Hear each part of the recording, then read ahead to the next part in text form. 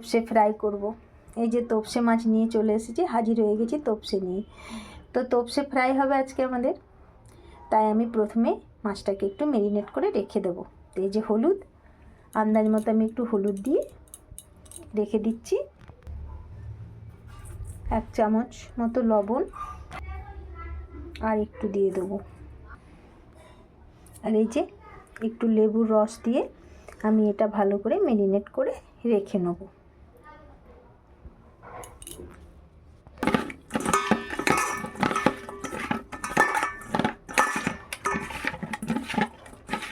লেবু রসটা দিলে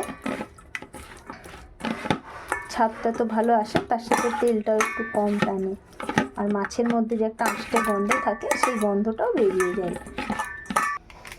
আমি একটু সামান্য লঙ্কার গুঁড়োও দিয়ে দেবো এতে, এর ভেতর অবধি ঝাল মশলা সব একটু মজে থাকবে, ভালো লাগবে খেতে। এটা অপশনাল, পরে তো দিতেই হবে, তো আমি একটু আগে দিয়ে দিলাম। আর 1/2 চামচ আমি জিরের গুঁড়ো দিয়ে দেবো,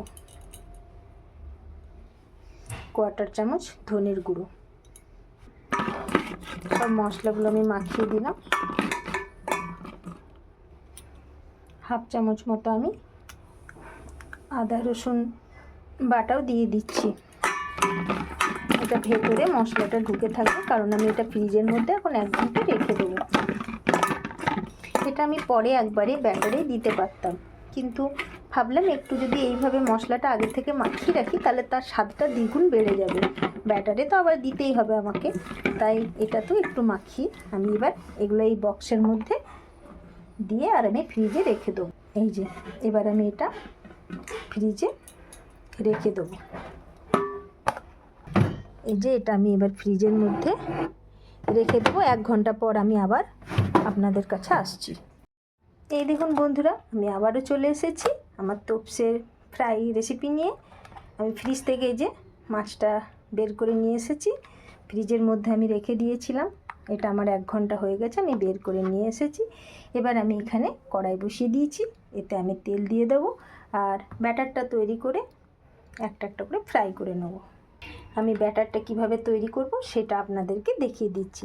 তো এই দেখুন, আমি প্রথমে বেসন নিয়ে নিচ্ছি।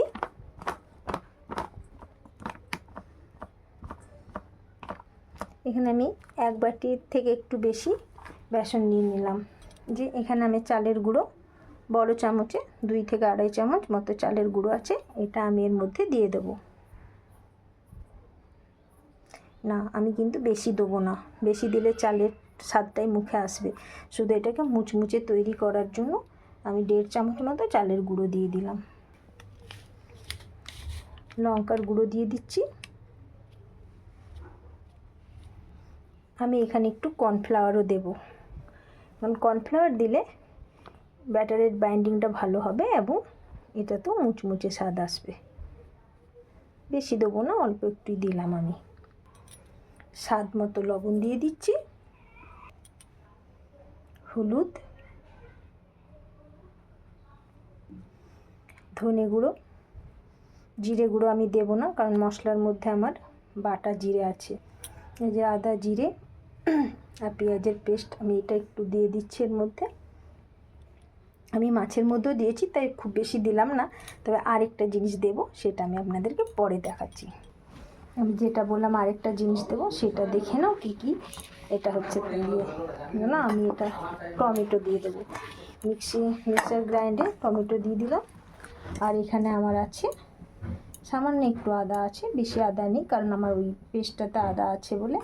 4টে কাঁচা লঙ্কা আর এই যে এই রসুনগুলো আমি এর মধ্যে দিয়ে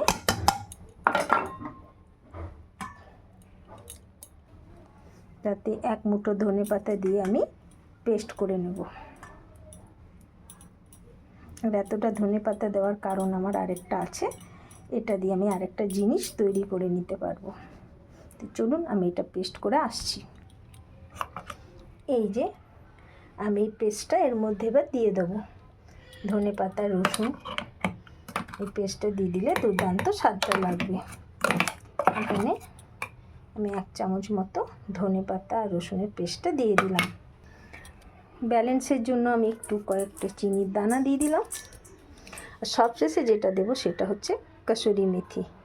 এটা অপশনাল, আপনারা চাইলে দিতে পারেন, নাহলে নাও দিতে পারেন। আমার ভালো লাগে গন্ধটা, তাই আমি দিয়েছি। এবার আমি এটা অল্প অল্প জল দিয়ে ভালো করে ব্যাটারটা তৈরি করে নেব। অল্প অল্প জল দিয়ে আমি ব্যাটারটা তৈরি করে নিচ্ছি।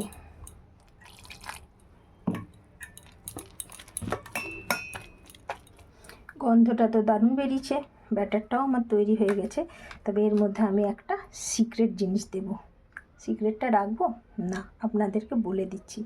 এই দেখুন, আমি একটু ব্ল্যাক সল্ট দিচ্ছি,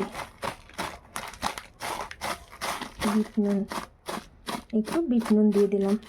তাহলে এর গন্ধটা আরও চার চাঁদ লেগে যাবে, দারুণ লাগবে। আর একটু উপর থেকে লেবুর রসও দিয়ে দেবো।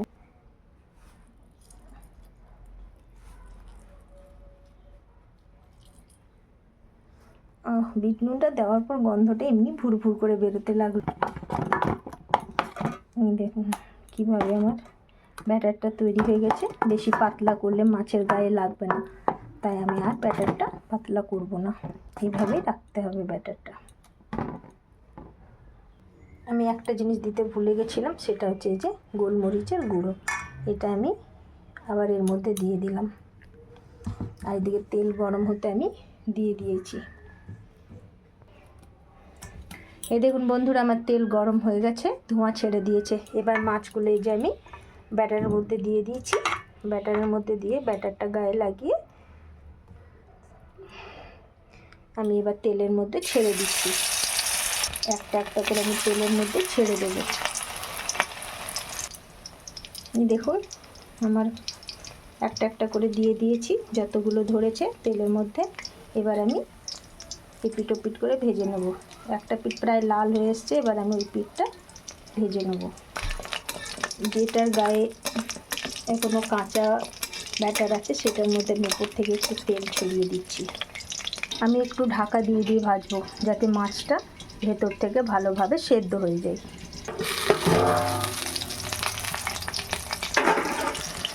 এই দেখুন বন্ধুরা, আমি এইভাবে মাছগুলোকে উল্টে নিচ্ছি। আমার একটা সাইড ভাজা হয়ে গেছে, লাল হয়ে গেছে। আর যেহেতু তেলটা বেশি গরম হয়ে গেছিলো, তাই একটু তাড়াতাড়ি লাল হয়ে গেল। আমি এটা লো আঁচেই আস্তে আস্তে ভেজে নেব, নাহলে ভেতরটা কাঁচা থাকবে আর উপরটা পুড়ে যাবে। তাই আমি একটু লো আঁচেই এটা দিয়ে দিচ্ছি। এই দেখুন আমার মাছগুলো ভাজা হয়ে গেছে, আমি এবার এগুলোকে তুলে নেব। দুটো সাইডে দেখি কি সুন্দর ভাজা হয়ে গেছে। এই দেখুন আমার তোপসে ফ্রাই হয়ে গেছে। বাকিগুলোকেও আমি তেলের মধ্যে এভাবেই দিয়ে দেবো।